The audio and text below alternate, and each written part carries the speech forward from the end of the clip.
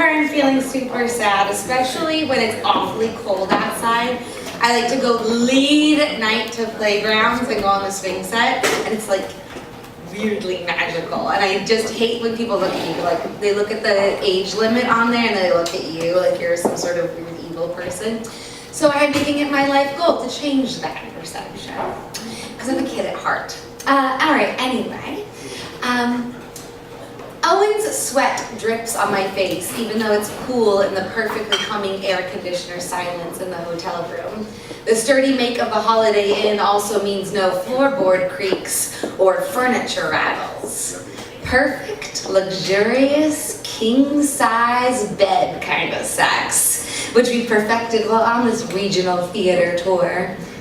He's just gone down on me to make up for being too drunk last night, so I flop around like a rag doll, not really having gained control of my body. Owen's face squeezes and his eyes bug out, and I feel his hands grab my hips to pull away from me because we didn't have condoms. Birth control makes me suicidal, and just shut up, you can still be stupid in your mid-30s. I'm sorry, he mumbles, nearly face-planting as he forgot that we didn't take the time to get his pants off his ankles. Assuming he's referring to some male insecurity with speed, I say, "It's okay," doing the tiptoe, aren't I, cute kiss up to his cheek and head to the bathroom. "No," I hear him say as I grab a tissue, apparently for no reason.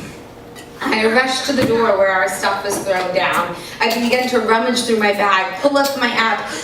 The big blue circle says it all. Today is peak ovulation day, or time to get it on if you want to hear screaming in 9 months.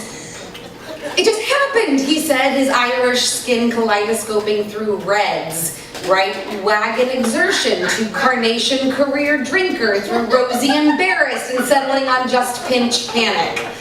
Of course it did, I thought. That's what it does. Instead of shoving him across the room, my mind begins its common refrain. "You idiot, you selfish, not rich, not grown up idiot." Owen is pulling his spastic hair even higher off of his head, worry emanating off of him. The generosity of care and insistence on my happiness that he usually greets me with tends to overwhelm me. When he's sober, that is. And in this case, it's not helping anything. My thumbs start scrolling like mad. Drugstore, plan B, cost? Oh, we're out in Christian country out west, fuck! Owen pulls his pants up to do the gentlemanly thing and retrieve the pill for me, hoping he has enough money in his account. Being palatable, I smile as he leaves. Pacing across the room, I begin muttering to myself, "I need this pill, I can't chance it. A kid? I can't wait to find out." I mean, I know that as progressive as my politics are, I'm inescapably Catholic at heart, and know at the very least I would have the child to give up for adoption. My parents would want to keep the kid in the family and try to adopt him or her themselves. That would be difficult. I'll end up with the kid. We'll go to Florida, which I hate, but it's near my parents, which means free daycare. No. Pittsburgh. I have extended family there and will be near my grandma, who I love more than anyone, and my cousin works at Whole Foods, which means I can get free, good baby food. And then Ruby, named after my great-grandmother, or maybe May, named after the astronaut Mae Jemison, who is one of my heroes. Oh, I can already imagine telling her how strong she is and how I rock her to sleep. Here! Shit. Owen's at the door with chocolate, wine, and the box. "Let's go downstairs. It's happy hour and you should probably eat before you take that." He massages the back of my neck on the elevator ride down. We're silent. I let my head relax onto his chest. If he could just stop drinking, he would be an amazing father, so good with kids, and he used to be really athletic. What if she got that gene, or maybe, ding! The elevator slaps me back to reality. We walk into the dark hotel bar, which is aching to be so much more sophisticated than it is. Suddenly I'm sweating and order a whiskey. No reason why I shouldn't drink, right?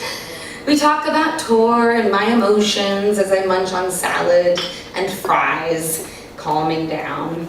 Tom, the resident tour douchebag, appears next to us with his requisite molesty white man reading, Salinger, Hemingway, or whatever, claiming his feminism as he describes the horror that is Hillary's bossiness.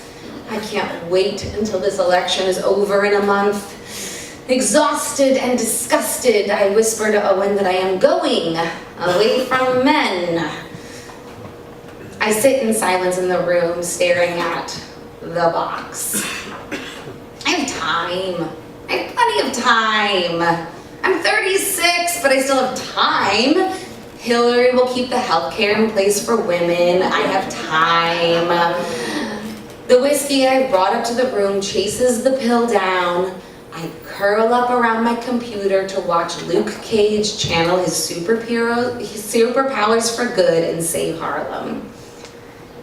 Until my stomach starts to cramp.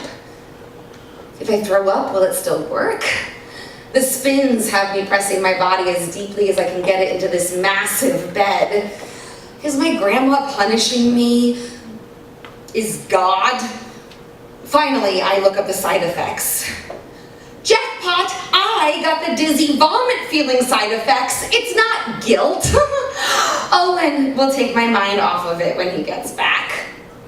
A glance at the clock tells me it's been over an hour. A little text to remind him. Feeling nauseous, can you bring me up some ginger ale? Kiss face. Another hour. If I make myself vomit, can I stop this? Oh my God, I push myself further into the bed. I want to stop this. I have only one grown-up goal, to have a kid before my grandma leaves this world, because I'll never forgive myself if I don't have a kid that can meet her. What if I've totally screwed up? The sterile hotel air swallows my sobs. I spent too much time acting selfishly and going on tour. What if this is my only chance?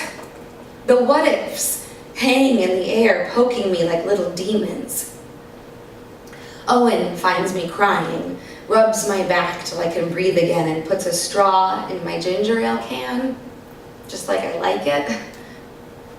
Sorry, Tom, he says in way of explanation. Only a little slurry, only 2 shades redder. Anger and tears trail behind me for a few weeks while I tell Owen to be patient till the hormones wear off, and I assure him that it was a bullet I had to dodge. I'm not ready now. I've got time. The next week I accept another tour, keeping myself effectively homeless for another year.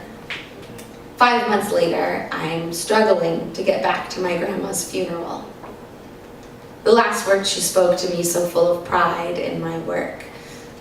I pound my legs in frustration, wishing I could tell her, it's only pretend. That's all I do. It's nothing.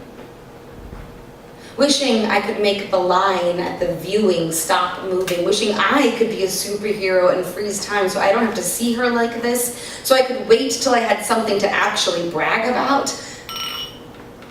My knees hit the cheap old velvet and all the what-ifs hang over the both of us. Instead of praying, I chant to myself in my head. I have time, I have time, I have time, I have time. Thank you.